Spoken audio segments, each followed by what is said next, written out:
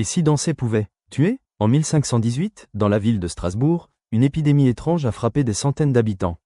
Ils se mirent à danser sans s'arrêter, jusqu'à l'épuisement, et parfois jusqu'à la mort. Voici l'histoire vraie de la danse qui tua Strasbourg. 8. Strasbourg, alors ville du Saint-Empire romain germanique, connaît une période difficile. La population est pauvre, la famine menace, et les maladies frappent régulièrement. Dans ce climat de misère et de peur, un événement incompréhensible surgit. Tout commence avec une femme, Frau-Trophy. Un matin, elle sort dans la rue et se met à danser. Au début, les passants rient, pensant à une excentricité. Mais l'étonnement devient malaise, elle ne s'arrête pas. Un jour, 2 jours, une semaine entière, elle danse jusqu'à s'écrouler, puis repart de plus belle. Rapidement, d'autres habitants l'imitent. En quelques jours, une trentaine de danseurs envahissent les rues, puis une centaine, et bientôt, près de 400 personnes se mettent à danser frénétiquement, sans pouvoir contrôler leur corps.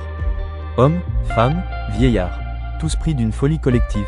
Les témoignages de l'époque parlent de personnes qui dansaient jusqu'à l'épuisement total. Certains mouraient de crise cardiaque. D'autres s'effondraient de fatigue, les jambes brisées, avant d'être relevés, pour continuer à danser malgré eux. Une véritable épidémie de mouvements incontrôlables. Les autorités locales, dépassées, ne savaient pas comment réagir. Elles pensèrent que la seule solution était de laisser les danseurs s'épuiser. Elles firent donc installer des musiciens, et ouvrir même des salles pour canaliser cette frénésie. Mais au lieu de calmer les danseurs, la musique attira encore plus de monde. La folie ne cessait de croître. Et puis, aussi soudainement qu'elle avait commencé, l'épidémie s'éteignit après plusieurs semaines. Les danseurs reprirent une vie normale, laissant derrière eux des dizaines de morts, et une légende qui fascine encore les historiens. Mais alors, que s'est-il réellement passé? 3 grandes hypothèses existent encore aujourd'hui. La première, une hystérie collective, causée par la famine, le stress et les superstitions religieuses. La deuxième, un empoisonnement à l'ergot du seigle, un champignon hallucinogène qui pouvait provoquer convulsions et comportements étranges. La troisième, une sorte de rituel mystique, lié aux croyances de l'époque où danser pouvait apaiser les colères divines.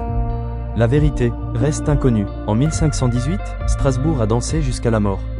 Une énigme historique qui nous rappelle que parfois, la réalité dépasse largement la fiction.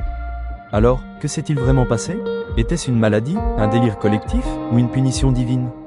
À vous de juger. Abonnez-vous pour découvrir d'autres histoires oubliées.